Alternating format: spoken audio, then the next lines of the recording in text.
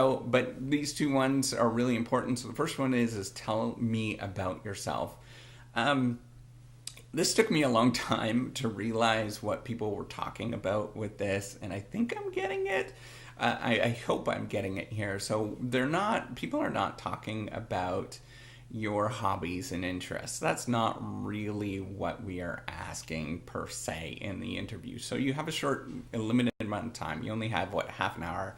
Maybe it is an hour tops to do these interviews with somebody. And what they're looking for is what are your interests related to the research or the thing that you're actually studying and planning on researching, right? So this is a little bit tricky when you're at your stage of going in and thinking about doing PhD research because you have probably not explored that much unless you've done a year or two in a master's where you've done research, but most people have not done that.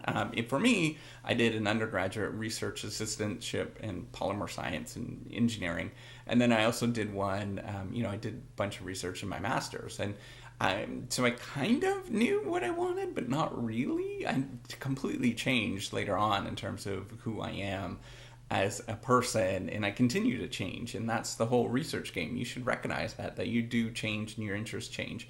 But what we're looking for is what kind of research are you thinking of doing, and that's taking a deep dive. So it's like if we ask you what your what who you are as an individual, and you start talking about so in the non-work world, if you talk about your hobbies, so fishing, cycling, and stuff like that, then that's okay. But in the work world, we are looking for what are sort of the criteria that make you better as a candidate, right? So why are you doing the things that you're actually doing? So if you're interested in doing a PhD in entrepreneurship or innovation or strategy or whatever it is, chemistry, well, I guess, these kind of areas, then you might want to talk about how you used to really enjoy watching Shark Tank. And of that, you notice that people that got investments, they behaved a lot differently than the investors, right? So personally for me,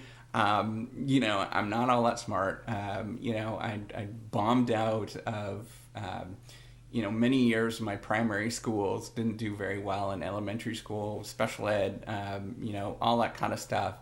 And I started to learn and develop as a human being. So I became interested later on in life, and I didn't realize this, that I became really interested in learning from failure. Your research interests should really flow from what you've done and sort of have this sort of trajectory going forward, so it makes sense of what you're actually doing. And the quickest way to sort of get an edge on 95% of the people, and I wish I would have known this many years before, is just read a couple of articles of the people that you're going to be talking to, and then you're going to have a sense of what they're actually interested in, and you can speak to that, and you can actually talk to them and have a conversation about those particular interesting things that they're working on.